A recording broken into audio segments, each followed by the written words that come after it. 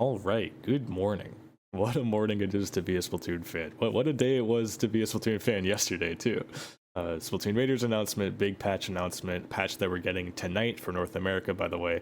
We finally got the kits announced last night and patch notes just put out, at least the Japanese patch notes. English ones presumably will be later, but I'm free right now, so we're looking over the translated Japanese notes. Again, we're going to look at the kits, talk about them a little bit, look at the balance changes, talk about them a little bit, and then I want to end it off with the classic fun, discussing how I think the kits will perform in competitive play. I'm a competitive player, that's my main interest. Talk about which ones I think will be good, which ones I think won't be good. Not me trying to predict the future, I'm not God. Mostly just as a way to facilitate more talking about the design of them, and also just a fun thing, see in the long run, what kits am I right about, which ones did I underestimate, which ones did I overestimate. Just a fun way to document how I felt about it at the time. So yeah, let's get into it. Looking over this is the Japanese patch notes. Some cool things about a Switch 2 version of the game that runs smoother. They're also optimizing the Switch 1 version a little bit. We get Urchin Underpass, the returning Splatoon 1 stage. I hope it's good. I think people will remember the stage with a little bit of rose-tinted glasses. Half of the stage is your spawn. It's really, really awkward when you get locked out, and Splatoon 3 is a game that's even better about locking you out than Splatoon 1 was. So I'm a little worried.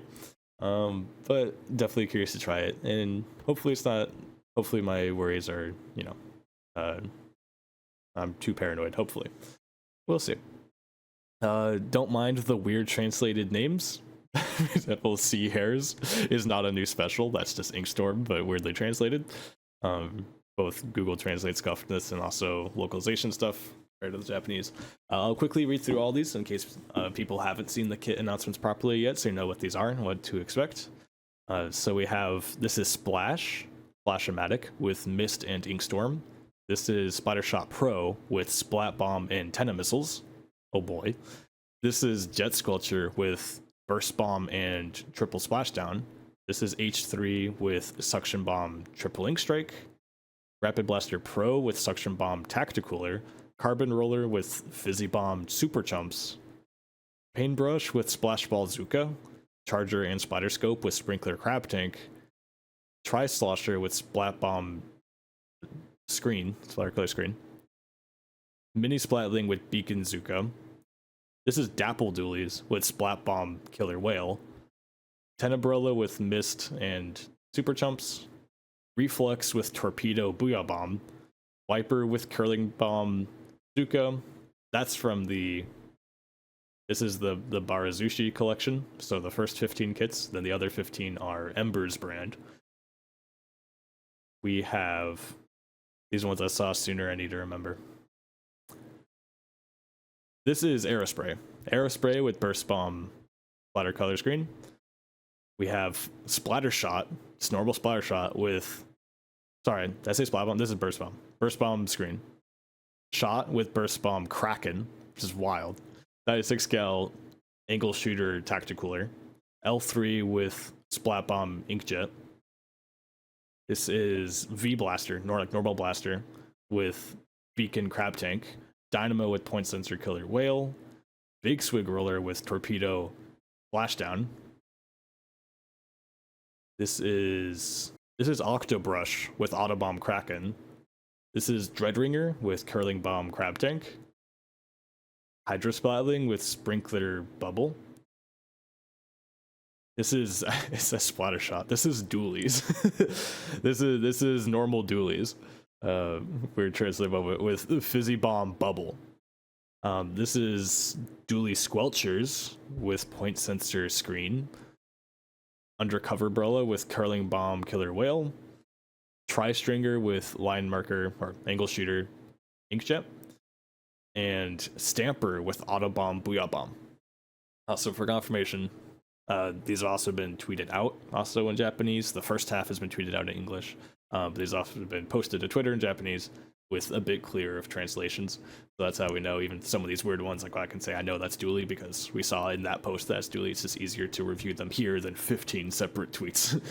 Anyway, let's get into the balance changes before we talk about how I feel about these, because there's a few things, not that much, but some of them do matter a little bit to how these weapons will be perceived or like on launch and how they first play. The only main weapon change is S-Blast, a weapon that doesn't get a third kit. Probably later it will. I assume things later will get more of them. But in this batch it doesn't. But it's a weapon that's been very good and competitive.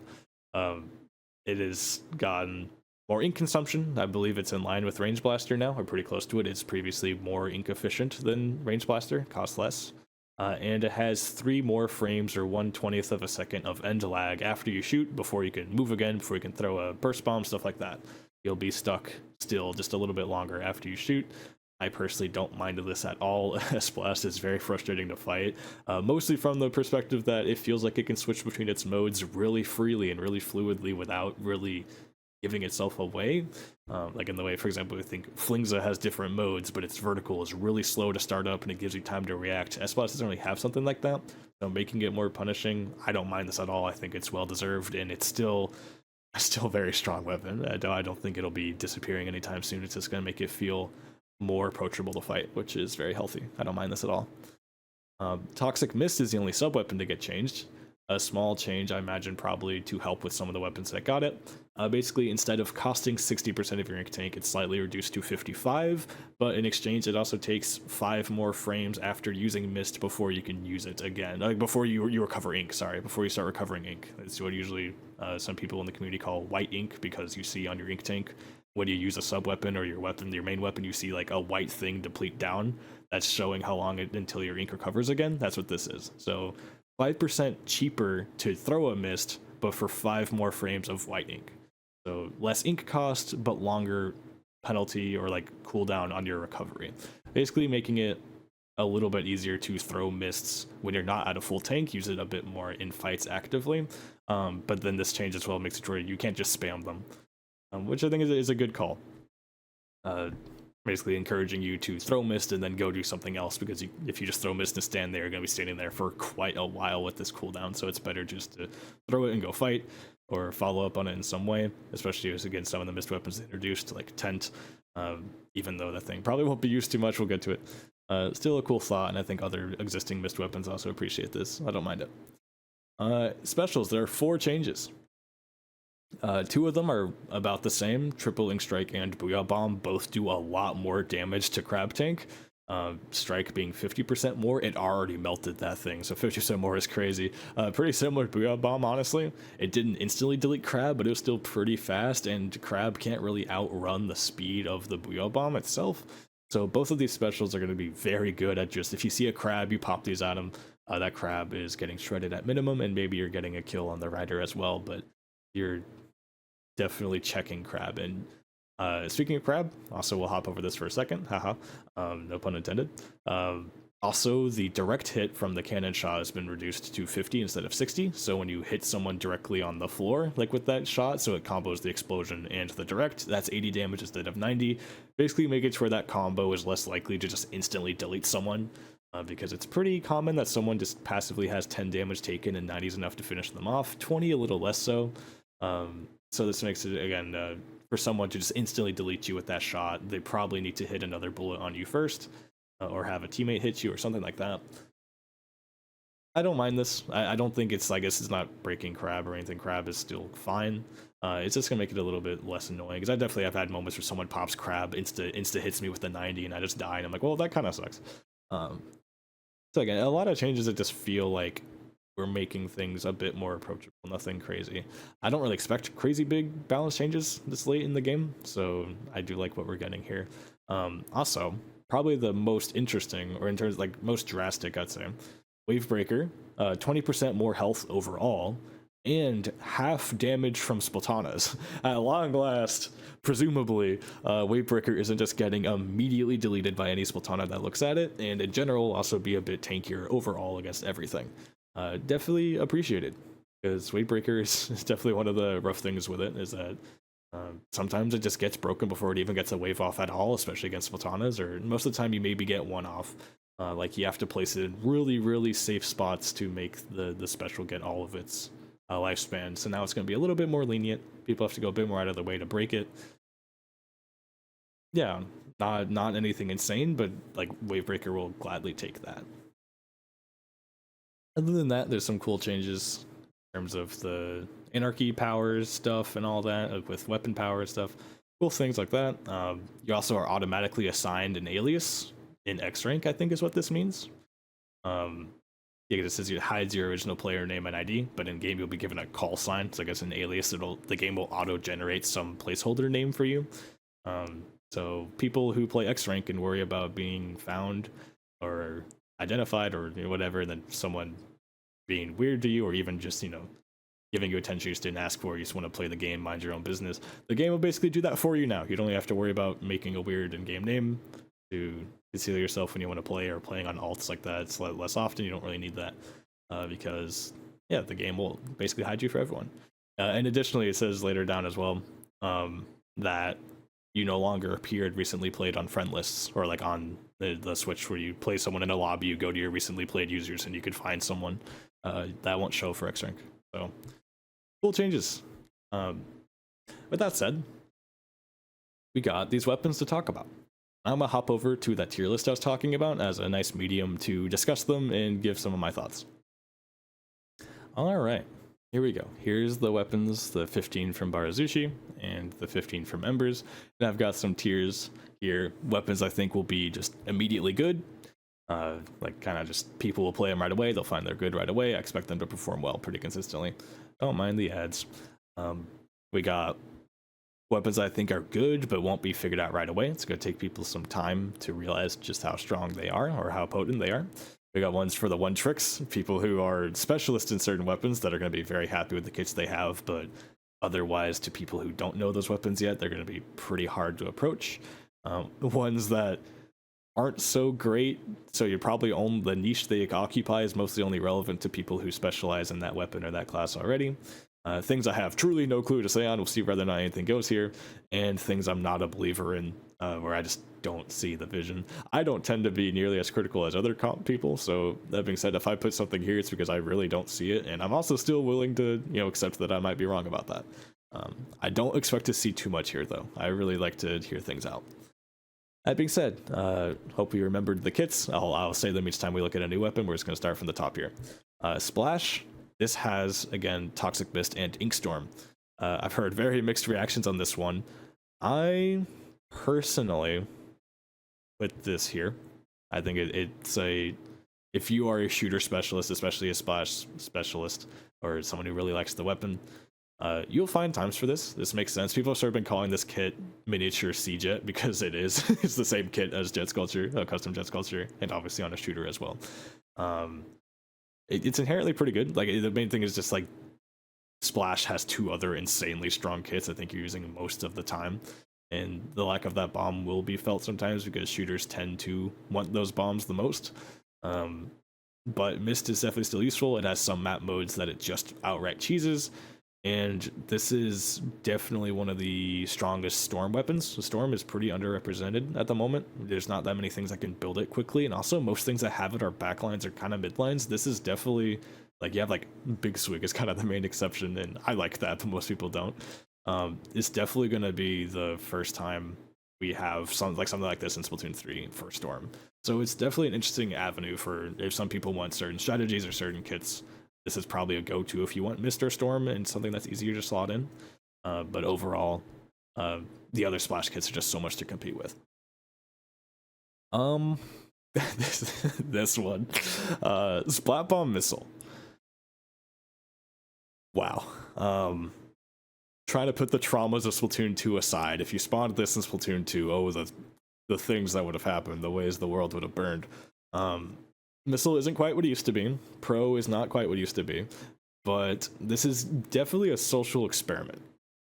Because I think if missiles are good in this game, again, speaking from like a competitive standpoint, outside of Turf War, we don't really see missiles often. And in large part, that's because missile options are difficult to use or kind of just lacking. Like, most people don't have a crazy pocket GooTuber they can whip out. And you can argue a lot of people shouldn't try. Stuff like that. You have, Flingza. Reflex is hard to play. It's a good weapon, but really hard to play. There's not really many accessible, super strong, flexible, like missile options yet. So it's kind of, we don't really know where missiles are at. And I think this is the time we're going to figure that out. Because a lot of people know how to play shooters. A lot of people know how to play pro. It's one of those weapons you learn pretty early on. It's one that a lot of people who've played for a long time have experience on in the past. So this undoubtedly will be experimented with, and it'll be the way we figure out where missiles are at. So basically, perception of how good this is basically how good missiles are. And I'm not sure. I'm actually going to put this in insane, but give it a month. Because, not in the sense, like, I think that it won't be figured out early. Like, people are gonna try it day one, but I think we won't actually know where this stands until a month. I guess you can argue that for everything, but I don't think this is like, it feels wrong to put it super top tier because I'm on, like, I have my doubts. I don't know. It's gonna be good. The question is, will it be like insane? Is it gonna define the game long term, or is it gonna be a solid option that exists? And yeah, we just have to figure that out. But undoubtedly, you're gonna see this one experiment with a lot. Also, if it wasn't clear, I'm using the icons for the normal kits for these weapons, but I'm talking about the third kits. I figure that's known by now, but just begin the visuals not matching the real kits just because we don't have those files yet. Next, Jet Squelcher Burst Bomb Splashdown. I call this honestly. I don't know how many Jet Squelcher one tricks exist. I don't think there's that many, at least these days. But it seems fun. It seems like it has its opportunities. It's not gonna destroy the game at all. Most of these are not gonna destroy the game. Some of them might. So I don't need to say that like every single time. Assume that I'm speaking in terms of, you know, people that like these weapons are within reason, unless I say like this thing is gonna be crazy good. Yeah, like this, if you like Jet Squelcher, if you like long range shooters, stuff like this is a fun style. It's a lot like Custom Explosion. You know, Custom Explosion, people saw it was like, oh, this is terrible, and then Splashdown got better, and we experimented with the weapon, and it's like, oh, like this isn't meta defining, but it is very fun, and it's also like, it is a unique style, having those very like independent playmaking kind of anchors. Especially something like Jet, where Burst Bomb makes it fast. It's a shooter, it's very fast. This thing seems annoying to fight. Like, it doesn't have, I don't think it'll have a presence that, again, controls the map at large, as large because, you know, Splashdown is a very nearby, it's a vicinity-based special. But it is going to be an annoying weapon to deal with. Like, people that are good at it are going to be annoying. Give it that. So yeah, if it's up your alley, I think you can make it work pretty well. Likewise for H3 here, this is again Suction Bomb Ink Strike on the H3 for Barazushi. I'm gonna put it above this. I'm gonna try to order the tiers a little bit because this is theoretically really good. It's the same kit as Neo Splash, and we have seen that Neo Splash kit dominate. It has its moments for sure. And H3 is a much harder weapon to play. You don't really see it. We don't really have that many H3 specialists out there at all that I'm aware of, at least in the West. So we're gonna have to see if anyone appears that plays H3, if this revives anyone from the dead or draws anyone to it. There's a pretty, you know, we'll see. I'm not expecting that to happen, but if theoretically someone really good at H3 came back, you would do a lot of work with this kit. But I think you're not gonna go to this if you don't like H3 or aren't willing to invest the hours. So it definitely isn't gonna be higher than this. But I think, like, in theory, purely in theory, 20XX world, this is probably just better Neo Splash. Because you have much better fighting power, better range, and still like really solid paint. Nothing's really out painting Splash, but you're getting pretty close to the H3. H3 paint is really solid.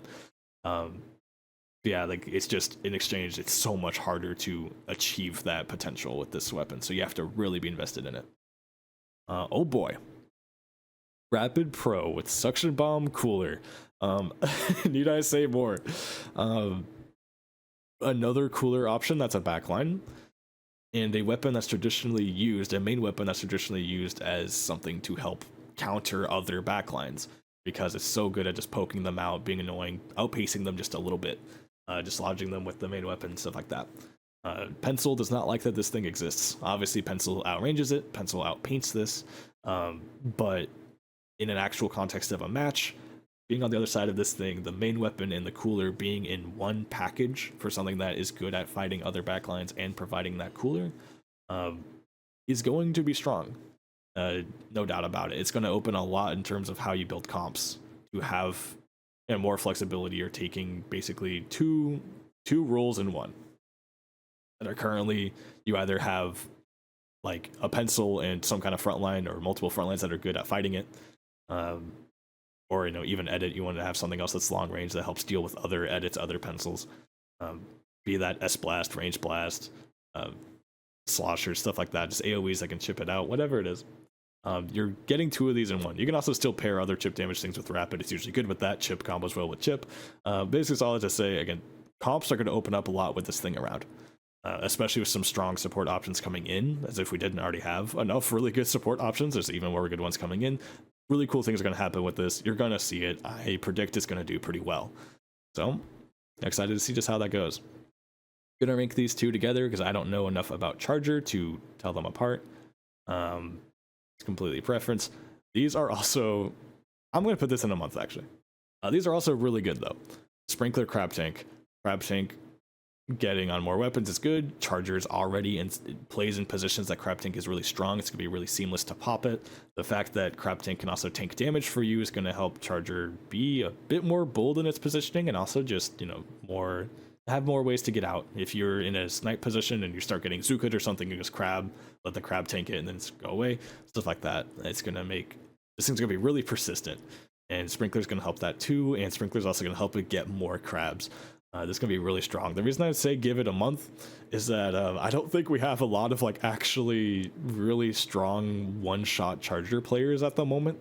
They're gonna need a little bit of time to get back on the game.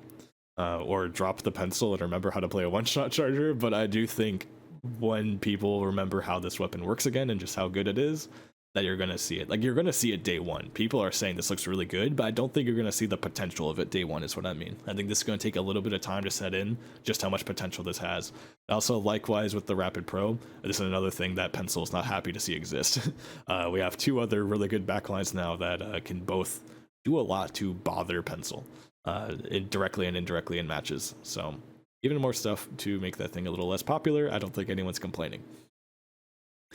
Next, some things that are a little less crazy for a little bit.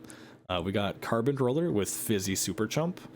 You're never going to make a kit that's better than Deco. Burst Bomb Zuka is just so insane, but they gave it a really good shot here. I'm torn between which of these it is, because One Tricks are going to use it. Carbon mains are going to find a time for this. Like, again, I would be surprised if it becomes the prevalent one, because Burst Bomb Zuka, again, especially the Burst Bomb on Carbon, is just match made in heaven. Its tail is all this time. I'll probably make it top of this tier. Probably. But yeah, like Fizzy Bomb to get around, it's really good mobility, it's good chip damage. Carbon likes both of those things. Same thing with Chumps. It's going to make chaos, it's going to lay down paints, it's going to give you chip. This thing is just going to move. It's going to get around the map reliably in a way we haven't really seen Carbons do before, I think. With obviously a little bit less potential to instantly blow people up reliably, but still a lot of ways to do so. This will definitely be annoying in your ranked games. You're going to hate it, but it's funny for sure. Paintbrush. I truly don't know. The only Paintbrush player I know of, I haven't heard their opinion, but I assume they don't like it, because they like playing very aggressive. There's other Paintbrushes out there. I'm not sure how they feel about it. I would assume this is like bottom of One Tricks might use it sometimes. This is Wall Zuka, by the way, Splash Wall Zuka. I don't even think it's bad. Like, if you're gonna give Wall to a brush, you give it to Paintbrush, no questions asked. That sort of makes sense. I'm here for it. Inzuka is another special that makes it be like, okay, if you're going to play a little bit more patient and calculated with your positioning, then like Zuka rewards you for that, or like synergizes with that. It's not a special that you want to be like right in the opponent's face for. It's a very different style for Paintbrush compared to what we know. So it's really hard to say. This is like pretty unprecedented kind of weapon archetype here. It might be terrible. It might be like too unsynergistic. It's like the kit slows you down too much. It makes you want to play too far away to be effective. That might be the case, or it might be like, this is actually really annoying. It's like really hard to kill, and it's still teasing me around ledges and stuff all the same. Yeah, I could see it go either way. This guy that'd be like Paintbrush mains or end up really liking it, or it could be you never see it, or anywhere in between. I will not pretend to even have a read on it. Obviously, I'm like, once again, I don't know for certain any of these things, but this one especially so. Tri-Slosher with Splat Bomb, Splatter Color Screen. This, I'm so sad we haven't seen screen changes to help make it more accessible and reliable to use in competitive play, because if that had been done and you could confidently use screen whenever you want, um, this would be so fun.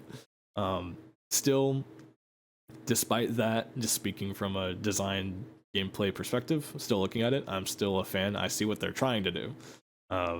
I loved Try Slosher Nouveau and Splatoon 2 with Splat Bomb screen. Splat Bomb's really fun on Try, and Storm was something they could just throw out often, get a bit of chip damage, displace people, restore your ink quickly. Just kind of kept you moving around the map. And Screen is doing basically the exact same thing. Chip damage, obviously, if people hit it, 40 damage against the Screen comboed with 62 from Try as a kill. The fact is, the Screen as cover itself and it lays down paint itself is going to help you move forward and be really ratty. This thing is good. Again, like, not worrying about the fact at this moment that Screen in competitive play has problems, or just in general has problems, but competitive scene is like, we talk about it. I would say, assuming you're in a context where you can play it, honestly, I put it like up here. I think like some people saw this and had a stroke. This is crazy in my opinion, and the slosher players I know are happy about it. Again, at least in theory. I'm a big fan of this. Again, I'm super biased because that was my favorite Try kit of all time, Splat Bomb Storm, and this is a spiritual, follow up to that. So I personally really like what I'm seeing, and we'll see where it goes. But I'm a big fan. This one is another one that I don't know. I would put it above Pain. This is Beacon Zuka Mini. Honestly, kind of a similar story. Mid-range weapon with solid paint and fighting power with Zuka in a utility sub, except it's a different utility sub here. The Beacon is not my issue, or like neither of these things in isolation are my issue. Thinking about it, Beacon Mini makes a lot of sense. It's a weapon that gets around a lot. You could set up a lot of beacons, reposition freely, set up your team. Very fun, like supportive vibe. And Zuka's not bad, but it's not leaning into that. And also Zuka's like, it feels hard with this main weapon and Beacon to like follow up on your own Zuka. So these things combined like make it hard to judge, because it could be a thing where it paints so much, it gets a bunch of Zukas, it moves around, it sets up beacons, and it's just like enabling just an endless onslaught of pressure. Like if you're not getting flanked, you're getting Zuka'd.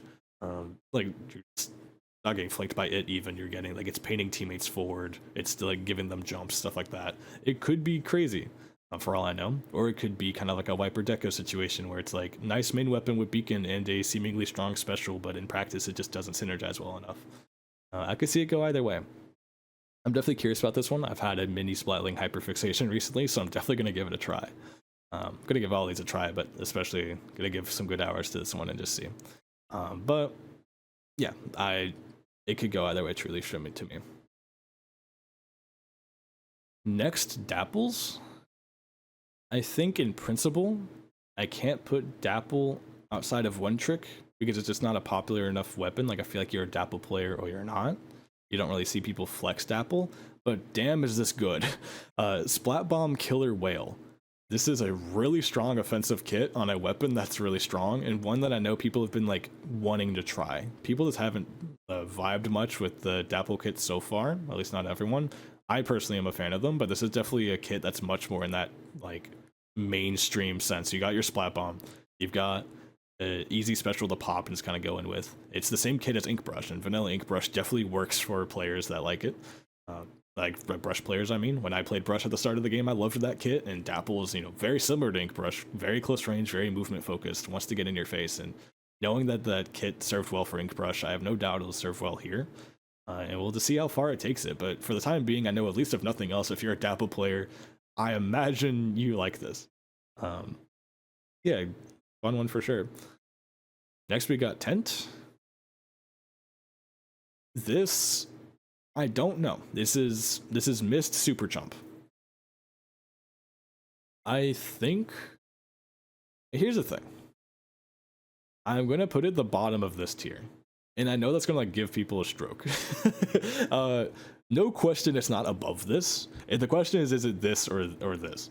But I think Tent is one of those weapons to me, and this is coming from someone that played a lot of Tent in Splatoon 2. I not so much in this game, but in the past I played a lot of Tent. In Splatoon 2, I liked all three kits. Most people were like, you only really played the vanilla one, and then camo came out, and like you only really play camo. But I always played all three. I always found a chance for them because it's one of those weapons that the main weapon is like the entire deal. You play Tent for the shield, and the kit elements kind of just come in there at times. I think like undoubtedly, mine Zuka is still going to be your most popular one, and there are even times you'll see Tent players use the vanilla one because it's not so bad as a beacon weapon, and also probably the best vac weapon because being able to vac behind your shield is really nice, and it's also synergistic with the idea you use shield to get yourself forward, you use vac to get yourself and teammates forward, you use vac to get yourself and teammates forward. It makes sense for what it is. I think this will be the least common one, but just knowing how creative and like resourceful Tent players have been before, and again the fact that most of the time you're kind of just choosing it for the main weapon. If there was a situation you want missed, or maybe in the future they make chumps really crazy or something, or there's a map you really like it, whatever it is, like you might see it sometimes, but emphasis on the sometimes. I don't want to send this to hell frame 1 and say it'll never happen, but it's damn close. I see the idea. Yeah, we'll have to see. But definitely one of those ones I'm more of a doubter on. Something I'm not a doubter on is Reflex. This is top of one tricks are feasting, I think. It might be higher, but for now I'm not going to say that, because I think Reflex, also as someone who has played a lot of this weapon as well, is really strong but really hard. Like you'll see Reflex again in like competitive turf war, for example, even just normal turf war, you see it a lot because big paint output and missiles are good in turf, and you'll see people just play it purely for the paint and the missiles and get some good amount of value. But to really maximize the weapon, you want to not only be good at painting and using your kit, but you also want to like actually hit shots, like play like a Squiffer, to hit your crazy jump shots mid-range to delete people. The weapon has that potential. That's why I put it here, because to see this weapon maximized, you need it to be a one trick. Like I think you need to be really comfortable with the main weapon. Also, by the way, I don't think I said it. Torpedo Booyah Bomb on this. Very, very strong kit. So you have Torpedo that lets you play a lot more aggressive. You can roll Torpedo and then kill off of a single arrow if you hit the 60 and then 45. So it's going to be very lenient, fast kill combo. Obviously, throwing Torpedo itself to actually let it lock on is going to help you find people to hit shots, clear corners, do chip damage, do more paint, be chaotic. Definitely one of the best subs I could ask for to help it explore that aggressive potential in ways the other two kits haven't quite let it do so explosively in more ways than one. And then Booyah Bomb is just a very spammable special that gets a lot of value, and it's something that can save your life in a dire situation, sometimes not reliably, but a special that likes being on something that can get a lot of it, and again a sub that is going to encourage exploring a side of this weapon we haven't seen a lot, while all the while still being like, if you do play very passive, you just play for paint in the kit, just spamming paint and torpedoes and Booyah Bomb is still going to be really good. But if you pair that in with potential to make individual plays with the main weapon itself, this could be nuts. I'm very excited about this one. I'm going to mess with it a lot. We'll see how much I actually do in competitive, but if nothing else, you'll be seeing me do this in solo queue and stuff a fair bit. I'm just so excited for this. This looks awesome. Very biased, but this has potential for sure. It's a question of kind of like with H3, will anyone appear to play it? I think this has more potential than that to happen, but we shall see.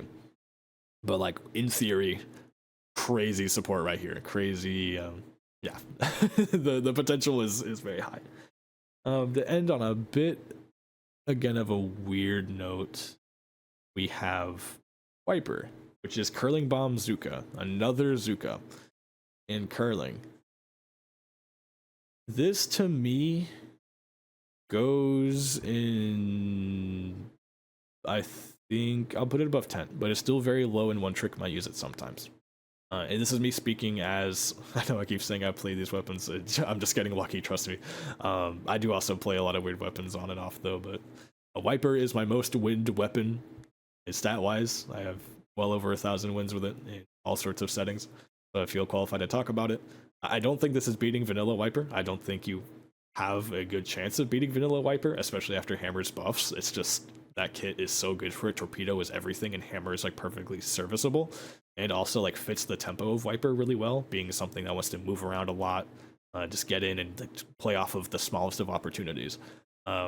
Curling is more ink hungry. It is a bit more linear, like quite literally in the way that it moves. You kind of have to try to set up something in a way that I don't know Wiper needs. It's not like Roller where it needs to like follow a curling bomb in. Like you can, but it's a weapon that's already like just fine painting itself in pretty quickly and effectively.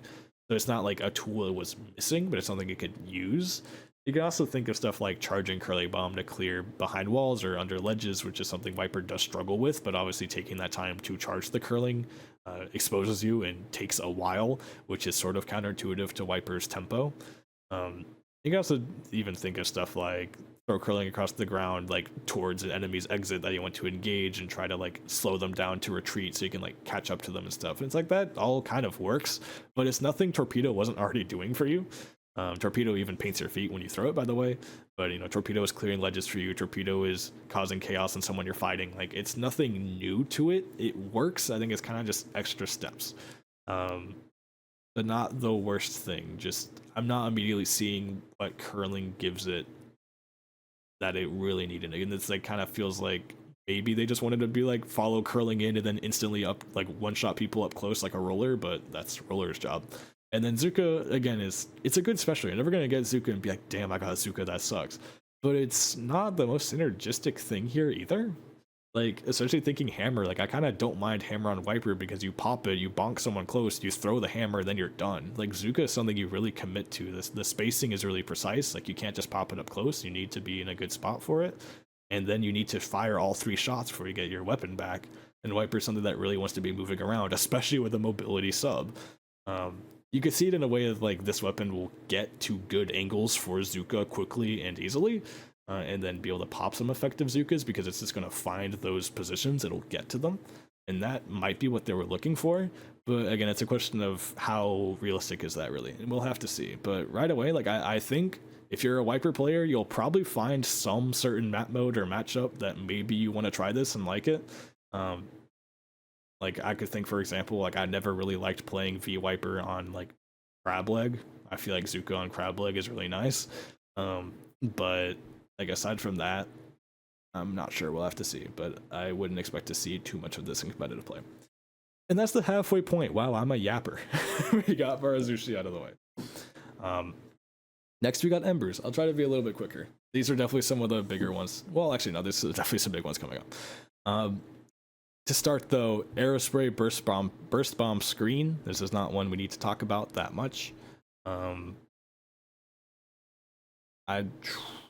don't know what to say honestly. I guess if you're an Aerospray, you're happy. I'm gonna put it bottom of when tricks are feasting, I guess. Yeah, I don't know what to say from like a tactical standpoint about this, especially because mostly in competitive you would see this as a screen bot, and that's something I don't think you're gonna see for multiple reasons.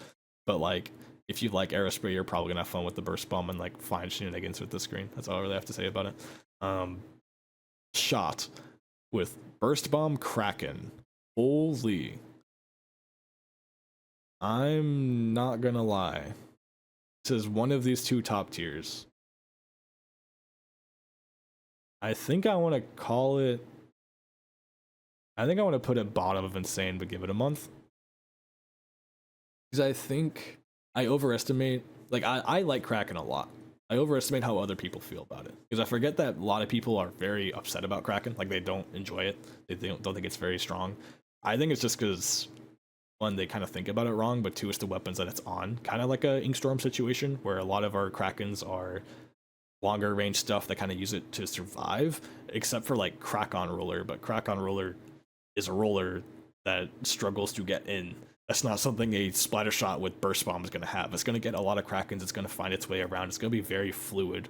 Like, if you're going to have anything that works well with Kraken now, that like is ratty and really frontliney, it's going to be either this or another weapon we'll get to in a bit. But I have more faith in this, honestly.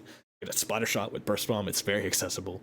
It's not going to be the hardest thing to pick up. But I think people will find that if you want something that gets a lot of Krakens and can make some aggressive plays, if we start to realize that's a thing that's valuable, especially depending where the game starts to shift after this, holy, this is definitely a go-to for that. Next, L3, this was Splat Bomb Inkjet. Yes. I would say this is kind of One Trick's feasting. If you are a One Trick of L3. I don't know where exactly I'd put this in here. I think I would say like this. I don't know any L3 players. So, like undoubtedly it's strong. It's nice sub, nice special on a main weapon that is something. Yeah, I don't know. I don't know much about it. I'm not gonna say it's bad because it's not a. I don't disbelieve in the design. I just don't know enough. You could say I put it here, but it's not even that because I think it's fine. It's just I know so little about L3 in this game. It's a little different than these where I'm like, do people who like these weapons, will they like it?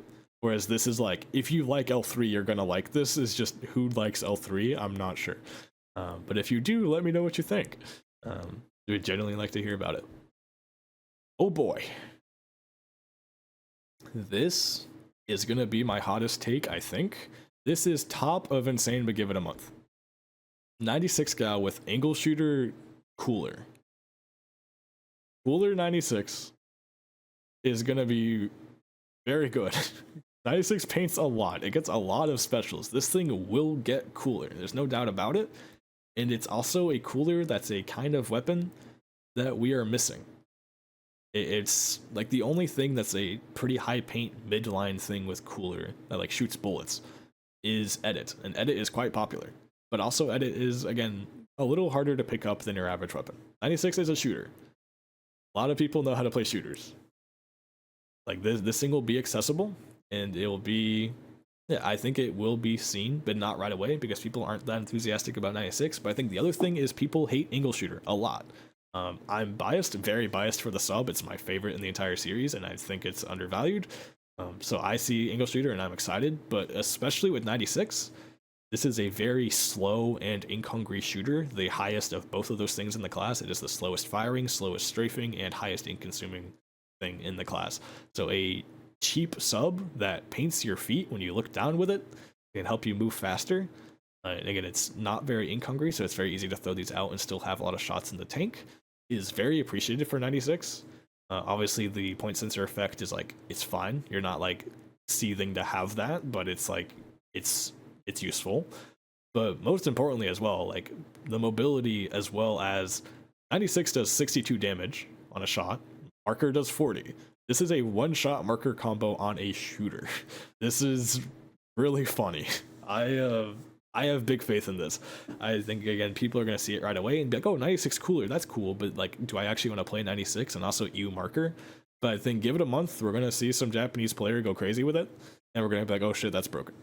I genuinely think this is like one of the best coolers in the game. We'll just see how right I am about that. This is kind of like, this is a social experiment about missile. I think this is a social experiment about angle shooter.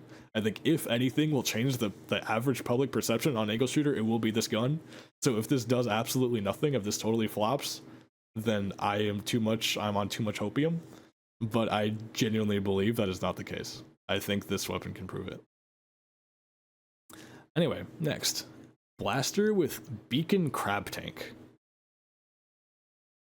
which is so interesting.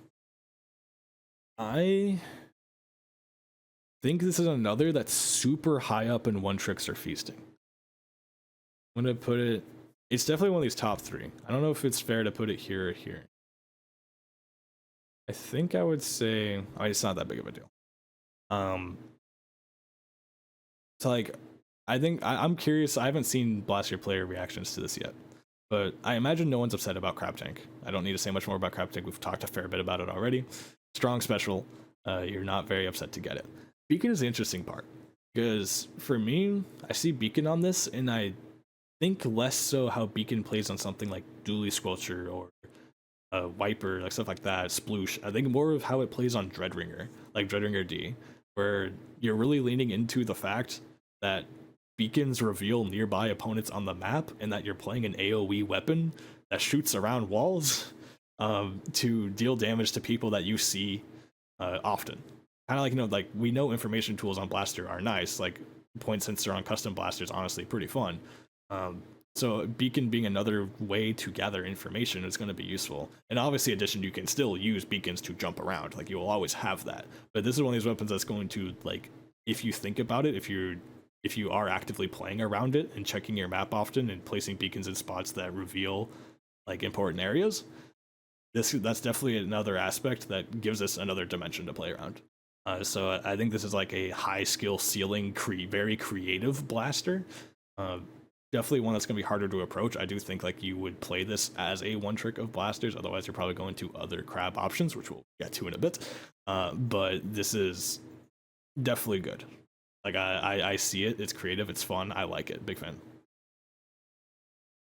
We've got next Dynamo with point sensor killer whale. I don't know, man. I think this is the first I'm not a believer. Dynamo players, if you disagree, feel free to let me know. I'd be curious. I see this and I'm just like, how do you get around the map? Because from the Dynamo players I do know, it's so valuable and important for Dynamo to have a way to like help its mobility, because it's by far its biggest weakness. It's slow and it's fragile. So something like Sprinkler on the vanilla kit, that you can throw it down, it can shield bullets for you, it can paint your feet, let you move around quickly, is really useful. I even saw some Dynamo players, like a few people posting wishing it got Angle Shooter, or like before we saw the kits. They were like, Angle Shooter wouldn't be that bad because it does something similar to that. It's cheap, it can be a bit of chip damage to help you get around. Point sensor, the information is nice. Sure, you're a big AoE weapon, like you'll use the AoE, like you use the recon to help you aim your AoE, I mean. But, and it's cheap, so at least you can throw it still. Like you're not dying without any ink the second you throw 1 point sensor. But it's kind of like you throw sensor and then what? And that's the part I'm struggling to see, especially with Whale. Because Whale as well, I'm like, well, we had tempered Dynamo with Whale in Splatoon 1, but also like that information, that chip damage, like that's gonna make Dynamo feel really lethal. Like getting grazed by Whale at all is gonna make all those times Dynamo hits you for like 80 or 90 and not quite a one shot. Those are gonna kill you now, like after Whale chips you. Like I sort of see that, but them together, I'm like, how often are you actually gonna be able to get Whale? How often are you actually gonna get in a position to play off what Whale can do for you? Maybe Dynamo players can prove me wrong if they are believers, but I personally, from the outside, I see just a few too many holes in this. So not a believer, sadly. Yeah, it's just the combination of the two things, I think. Something I am a believer in, not avidly so, but definitely happy to see. I'm a Big Swig enjoyer, casually if nothing else. Big Swig got Torpedo Splashdown. This is very fun. Torpedo, kind of like with Reflux, you're making a weapon that's kind of known for being a bit flimsier, but very big on paint. Much more capable of fighting now. You have chip damage, you have the recon, all that of Torpedo I've gone over already. No doubt it's going to appreciate that. And Splashdown, this is going to get a lot of Splashdowns. This is going to be really annoying to push against. It's a roller, it wants to play in ratty angles already, so you're going to be splashdowning from underneath little ledges that you're already under, stuff like that. This is going to be just very goofy. Kind of like Jet Sculpture, I think inherently you see a splashdown weapon, you're never going to think like, oh, this is going to be like meta-defining in competitive play. It's just one of those specials that isn't like globally influential reliably. It's very selfish, but it definitely can make selfish plays. And if you like Big Swig, you're just going to have a fun time with this thing. And I think it won't be useless by any means either. I'm going to put it up here.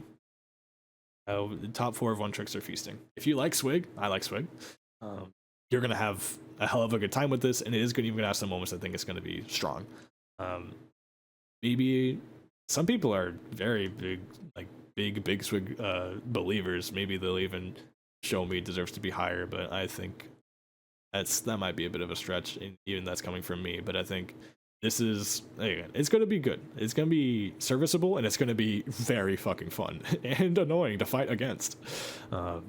Big fan of this. Really, really silly. Up next is the other Kraken in question. Earlier I was alluding to when talking about shot, and this is Autobomb Kraken Octobrush. Once again, something I think that is going quite high in one tricks or feasting. I would put it here. That feels fair. Because vanilla Octobrush is really good. Like, actually one of the best Zipcaster weapons in the game. I don't think you're like feasting for a new kit as an Octobrush. You're not like begging on your knees for one, but you're not complaining about Autobomb Kraken, I don't think. Because you're another close range Kraken weapon that can do ratty things. Again, unlike Krakon Roller, because you're a brush, you can run around really fast. Like, you actually have ways to position yourself before and after Kraken. Autobomb is something that Octobrush has had before in Splatoon 2, and I know people really enjoyed that. It was really strong for it, so I think this is perfectly fine. If you're one trick, you're gonna find ways to use it.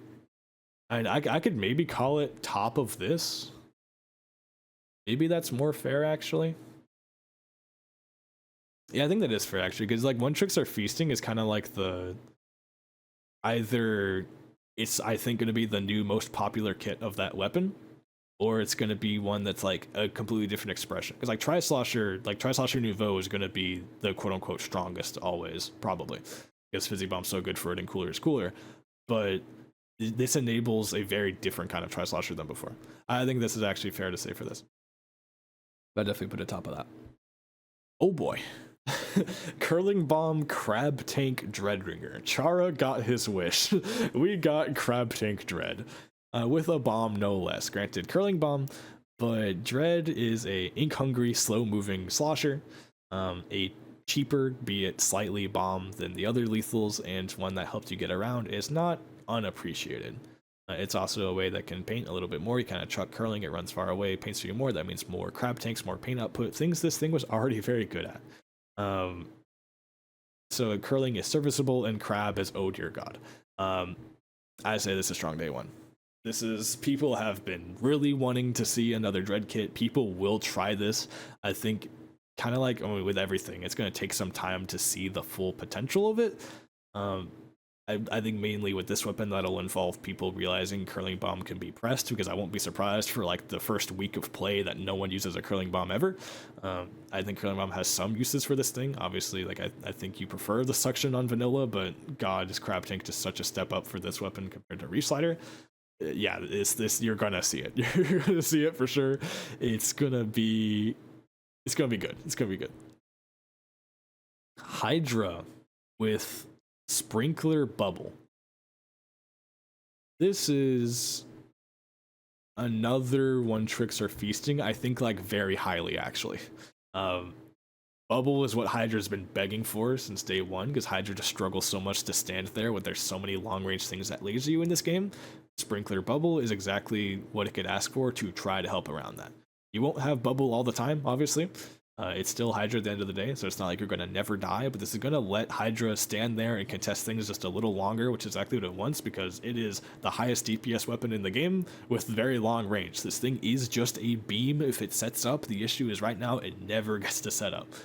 So between, also, like between those, it's going to help. It's also worth noting, in context, if it didn't already struggle enough with long range specialism with pencil, this thing existing, this thing existing, this thing existing, etc., are gonna make Hydra's life a little bit more difficult. So that's why I don't think it's going to be like broken by any means. Hydra will always be niche, but if you are a Hydra enjoyer, the few that I know, I've asked them directly because I like Hydra players. They're very excited about this, and I think understandably so. If Hydra has a chance to make something happen in this game, this is its chance for sure. Next is a super interesting one. This is Doolies with Fizzy Bomb Bubble. I never in a million years would have guessed Bubble on this, and I don't even think I dislike it. This feels like Junior, but more fight focused. Another close range Bubble option. Dooley is a strong and proven main weapon. Fizzy Bomb is really good. Fizzy Bomb's also going to paint a lot. This thing will get bubbles a lot, and it feels flexible. Again, a generally strong and flexible main weapon on a generally strong and flexible sub. It's kind of those classic situations where it's like, you can't call this bad.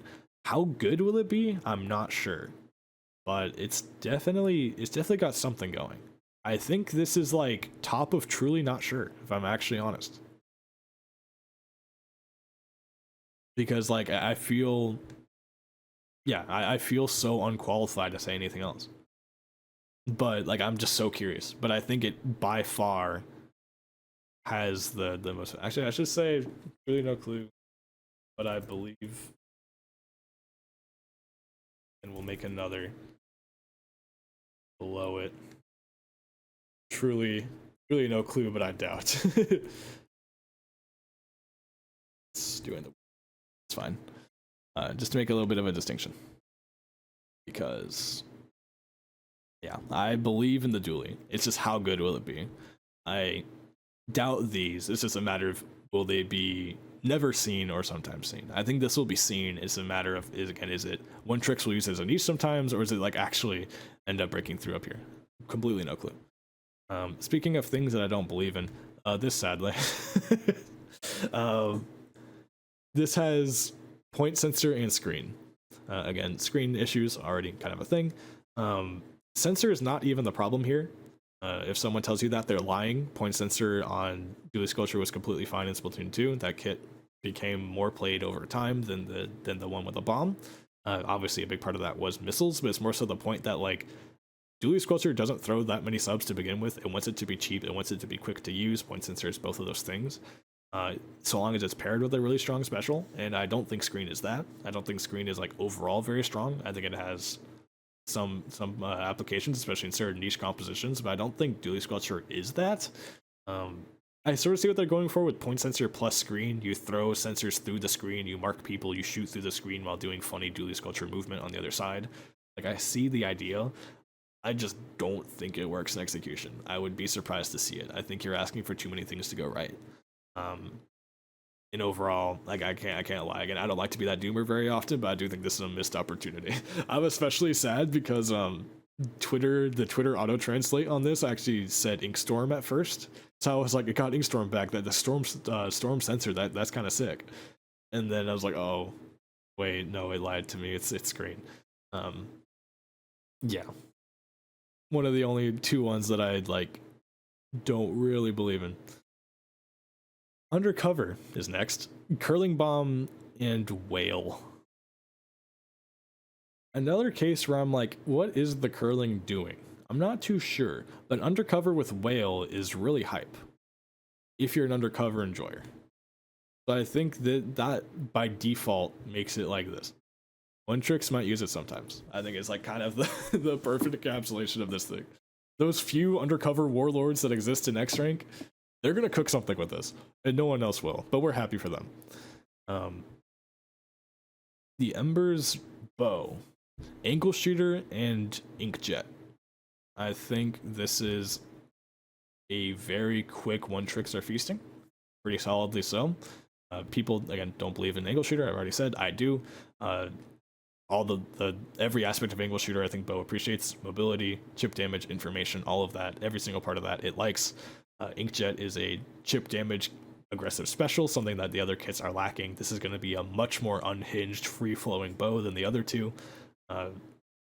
Sounds like a damn good time to me. I think if you like Bow, even if you're not a huge fan of each individual kit element, the overall playstyle that this thing stands for and enables, I think is something that you'll appreciate.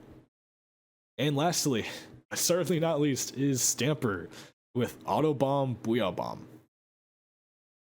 I have been playing swords recently. I'm biased, but Jesus. Cheap bomb.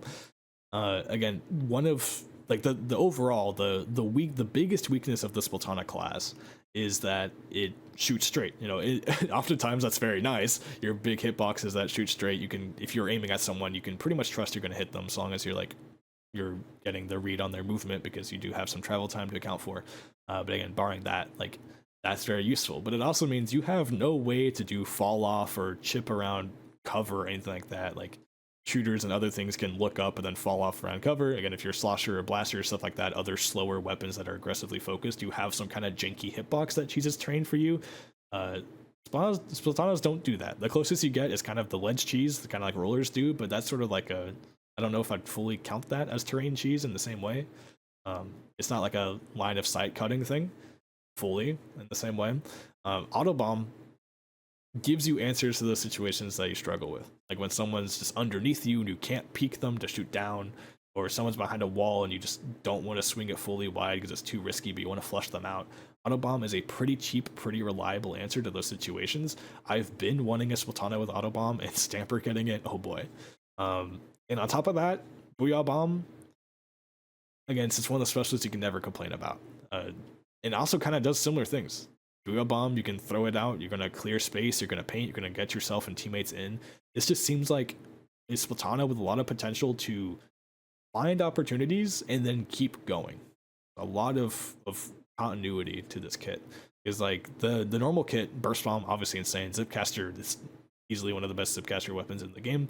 It has a lot of playmaking power, but it also does feel like a glass cannon in a sense. And also, you have sometimes a struggle with, you Zipcaster in, you get kills, you make an opening, but then in the time that you recall, if things didn't play out properly, if your team wasn't quite ready, you don't actually get to make as much space off of that, as much progress on objective, whatever it is you're looking for, as you were hoping you could. And then with the other kit, just on it, honestly pretty good. It helps it maintain spacing, and Crab Tank is Crab Tank. That kit has applications, you see it especially in some large maps. Like, both other Stamper kits are really good. Obviously, I think overall people will favor the Burst Bomb one overall. But at least for me, the way I play, I've been craving something like this, where the first one is just a little too glass cannon for me, and the second one is just a little bit too slow for me. This feels like a perfect middle ground. We're still aggressively minded. You're still trying to make plays. You have stuff to throw out in the meantime and be thorough and get that information and, like, just again, clear space confidently and isolate things confidently. That's, to me, something I really value, and I think overall in the weapon, this kit, I don't think anyone's looking at this kit and thinking it's bad. You might see it as certain different styles. For me personally, this is a really good Stamper. I'm curious to see what other people think. I could be wrong, and this could end up being like one tricks are feasting and I am the one trick. But I do think other people will find this. Also, I know it's weird to say I put this in top tier instead of the other people. Like, people will still favor the vanilla one overall. Stamper is just so good. It is widely agreed that Stamper is still the best weapon in the game. Main weapon wise, so you have the perceived best main weapon in the game with a overall strong kit. It just makes it good. I don't think anyone's going to doubt this thing is good. It's just a matter of, will the good Stampers show that and how quickly. But I assume, I hope, and I pray that we'll see it done quick, because I believe I'll definitely be playing this thing. And yeah, that I yapped forever. That's how I work. Granted, we had 30 weapons to talk about, so quite some time, and here's my predictions.